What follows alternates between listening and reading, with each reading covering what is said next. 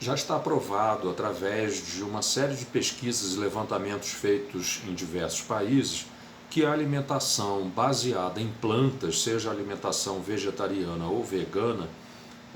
traz um benefício significativo para a saúde humana, com diminuição importante do risco das principais causas de morte, que são os diversos tipos de câncer e as doenças cardiovasculares, mas também diminui o risco de várias doenças inflamatórias e diversas outras doenças crônicas e degenerativas. O que uma boa parte das pessoas não sabe é que, de modo geral, esses benefícios eles não estão relacionados apenas com uma proporção dos nutrientes que existem nos alimentos. Então é lógico que os alimentos de origem animal ricos em proteína, que nem todos são, a manteiga, por exemplo, a banha de porco, não contém nenhuma quantidade significativa de proteína, e sim de gordura. Mas as carnes em geral, não apenas carne bovina, carne vermelha, os ovos e o leite e derivados de leite que são proteicos, então excetuando aí a gordura obtida do leite, são fontes importantes de proteína e contém uma quantidade maior de proteína do que a maior parte dos alimentos vegetais que contém proteína. E nos últimos anos, nas últimas décadas, tem havido uma hipervalorização da proteína animal no consumo diário ou no consumo regular na alimentação humana. E isso, embora as pessoas tenham se acostumado muito com essa ideia, porque isso está se tornando uma ideia generalizada, existe uma interpretação, digamos assim, equivocada dos benefícios da alimentação rica em proteína animal. É lógico que os alimentos de origem animal ricos em proteína, eles têm todos os aminoácidos necessários, que são os pedacinhos formadores das proteínas. Os alimentos de origem animal, que são fontes importantes de proteína, têm todos os aminoácidos necessários para que o nosso organismo consiga usar esses aminoácidos para construir as nossas proteínas. Mas acontece que os alimentos de origem animal, eles acabam sendo fontes importantes também de gordura, especialmente gordura saturada, que no nosso organismo estimula o aumento do colesterol. E já é para lá de sabido que o aumento do colesterol está relacionado com o aumento do risco das doenças cardiovasculares, principalmente o infarto agudo do miocárdio e o AVC, que são as duas doenças cardiovasculares que fazem mais vítimas no mundo. No mundo desenvolvido existe uma incidência maior de câncer do que de doença cardiovascular. E aqui no Brasil, com o aumento da proporção da proteína animal, tem havido um aumento maior do crescimento, do aumento da incidência de câncer na população. Era de se esperar que o aumento de consumo de proteína animal, junto então com o aumento de gordura saturada, levasse ao aumento do risco, a incidência de doenças cardiovasculares. Mas acontece que os alimentos de origem animal, através do seu preparo, e mais especificamente a carne vermelha, que de todos os alimentos é o que tem a maior quantidade de ferro, ligado ao grupamento M, que é uma molécula que se liga ao ferro e que existe na proteína do músculo, a carne dos animais, mas também nas hemácias, na hemoglobina, uma proteína que é responsável por transportar o oxigênio no sangue. Então, a carne vermelha, por ter mais sangue e mais mioglobina, e mais ferro ligado à mioglobina, que é o ferro ligado ao grupamento químico M, esse ferro é de absorção mais fácil no nosso organismo, a gente absorve muito melhor do que o ferro presente nos alimentos vegetais, e esse ferro gera uma série de reações de oxidação entre várias substâncias diferentes presentes no alimento, substâncias essas que pela alta temperatura se formam no próprio alimento antes dele ser ingerido, mas em contato, por exemplo, com o ácido clorídrico no nosso estômago, esse ferro e essas outras substâncias são transformadas em várias outras substâncias muito tóxicas e com alto poder de provocar mutações nas moléculas de DNA. E por isso, então, a alimentação, quanto mais rica em proteína animal e mais especificamente em carnes, e dentro das carnes, mais ainda as carnes processadas, que são as carnes salgadas, as carnes defumadas, e isso vale para qualquer tipo de carne, inclusive de peixe, não apenas a carne vermelha. Então, esses alimentos acabam, quando existem numa proporção mais elevada na alimentação humana, aumentam o risco não só de doenças cardiovasculares, mas também de diversos tipos de câncer. E então, existe aquele conhecimento que está se tornando cada vez mais consolidado através de inúmeras pesquisas, que é mais saudável a gente ingerir uma proporção menor de alimentos de origem animal, de fontes de proteína animal, e valorizar mais as fontes de proteína vegetal na alimentação. Já surgiram vários estudos mostrando, inclusive, que o consumo elevado de carnes está relacionado com o aumento do risco de desenvolver diabetes, por exemplo, além do risco de desenvolver outras doenças crônicas, como, por exemplo, a gota, que leva à inflamação das articulações e é um problema que traz um impacto elevado para a qualidade de vida das pessoas. Mas então, voltando para a questão dos alimentos vegetais, eles têm uma quantidade menor de ferro, um ferro que é menos absorvido do que o ferro dos alimentos de origem animal, e o ser humano, de modo geral, a não ser que tenha alguma doença que prejudique a absorção de ferro no intestino, de ferro ou de outros nutrientes, a gente absorve bastante o ferro dos alimentos, mas não tem um sistema de controle para diminuir a absorção de ferro quando a gente já tem uma quantidade de ferro razoável no organismo. E as pesquisas mostram que a partir de um determinado valor de estoque de ferro no organismo, que pode ser medido através dos níveis de ferritina no sangue. A ferritina é uma proteína que existe dentro das células em maior quantidade no fígado e que é responsável por armazenar o ferro dentro das células. O ferro não pode ficar livre dentro das células porque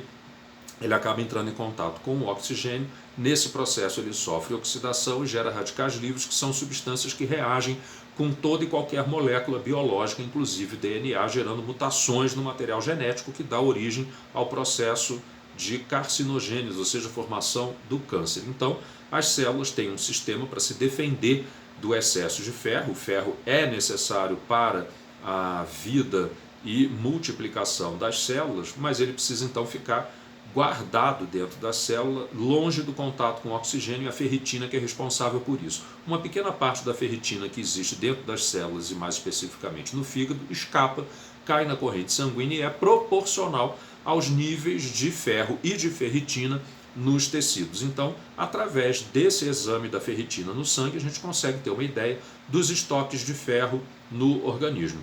A ferritina tem que ser avaliada em situações onde a pessoa não está passando por um processo inflamatório agudo, porque ela também é produzida numa quantidade maior durante esses processos de inflamação. Então, fora de processos inflamatórios agudos, a ferritina diz respeito à quantidade de ferro armazenada no organismo, e a partir daí já se sabe que níveis de ferritina mais elevados estão relacionados com o aumento do risco de diversos tipos de câncer. E não é só os níveis de ferritina, mas também os níveis de ferro no sangue, a partir de um determinado valor, e que é um valor ainda dentro da faixa normal dos níveis de ferro, mas a partir desse valor, quanto maior for o nível de ferro no sangue, maior é o risco também de desenvolver vários tipos de câncer. Isso então mostra uma relação que existe entre esse conhecimento do papel do ferro nas células e da capacidade lesiva que o ferro tem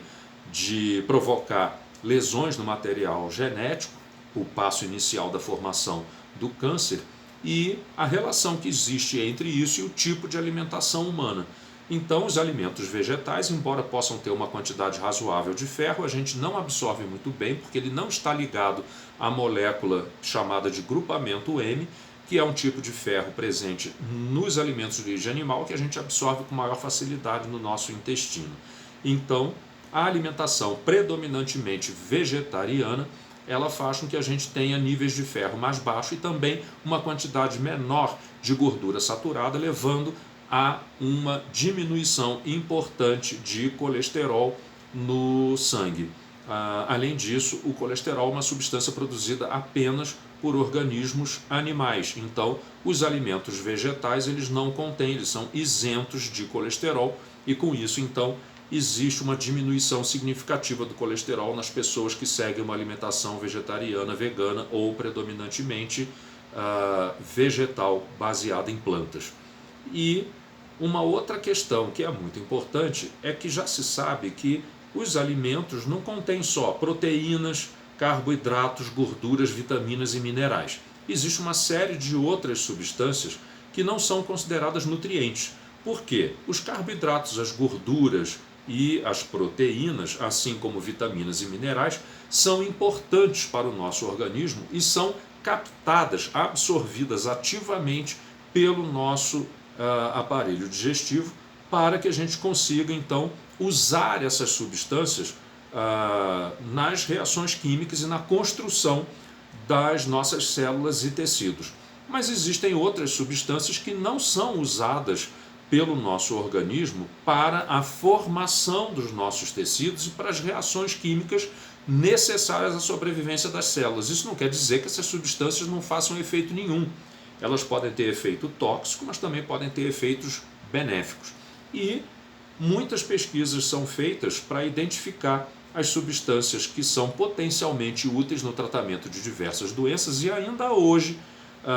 apesar de todo o desenvolvimento da indústria farmacêutica, uma boa parte dos medicamentos usados para o tratamento das doenças na medicina alopática ocidental, na verdade, são medicamentos obtidos originalmente através do isolamento de determinadas substâncias presentes em produtos de origem natural, sejam plantas ou até animais. E isso vale para o tratamento de todo tipo de doença. Mais da metade dos medicamentos usados hoje em dia pela medicina alopática ocidental tem origem em produtos naturais. Lógico que essas moléculas são identificadas, percebe-se então, descobre-se que elas têm determinadas propriedades terapêuticas e para aumentar o efeito dessas moléculas ou para conseguir o direito de patente sobre elas, são feitas pequenas modificações na molécula e a partir daí então a indústria lança esses medicamentos no mercado. Mas isso não quer dizer que as substâncias originais, naturais, não tenham a possibilidade de exercer efeitos benéficos para a saúde. Pode ser que não seja possível alcançar concentrações no nosso organismo que sejam suficientes para tratar doenças, mas essas concentrações obtidas através da alimentação, por exemplo, elas são suficientes para diminuir o risco de determinadas doenças. E essa, então, é uma área da pesquisa que vem se desenvolvendo muito acentuadamente, muito rapidamente nos últimos anos. E então é muito interessante descobrir que existem diversas substâncias com propriedades anti-inflamatórias, anti-câncer, antioxidantes e que têm a capacidade de diminuir a formação de células cancerosas, diminuir a formação das placas de ateroma ou as reações inflamatórias dentro dos vasos sanguíneos e que são responsáveis pelas doenças cardiovasculares. Essas substâncias, quando são usadas em concentrações elevadas em pesquisas feitas com animais, mostram resultado significativo, inclusive no tratamento das doenças. A questão é que o organismo humano não tem uma capacidade elevada de absorver essas substâncias, mas tem várias pesquisas mostrando que algumas delas são realmente mais facilmente absorvidas e com um aumento da quantidade dos alimentos que contêm essas substâncias,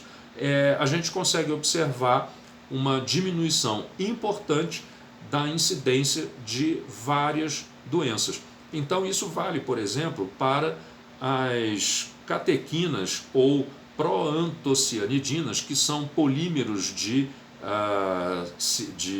catequinas e que são encontradas, por exemplo, no cacau em pó, não no chocolate. O chocolate não tem como ingrediente principal o cacau, a não ser o chocolate, que tem no mínimo 70% de cacau. Então, o cacau é um produto que tem uma grande quantidade de substâncias antioxidantes polifenólicas, que também tem uma propriedade anti-inflamatória e anticâncer. E já está provado que o consumo regular de cacau, não de chocolate,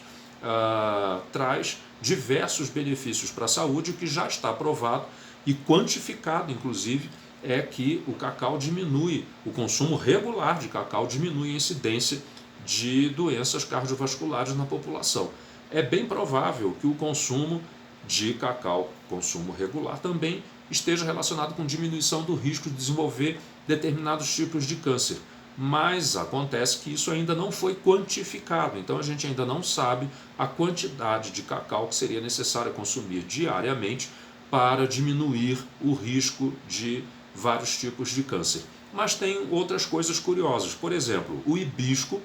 que é usado como um chá, é uma planta que já foi domesticada há milhares de anos numa região da África, onde hoje fica Etiópia e Somália, Sudão,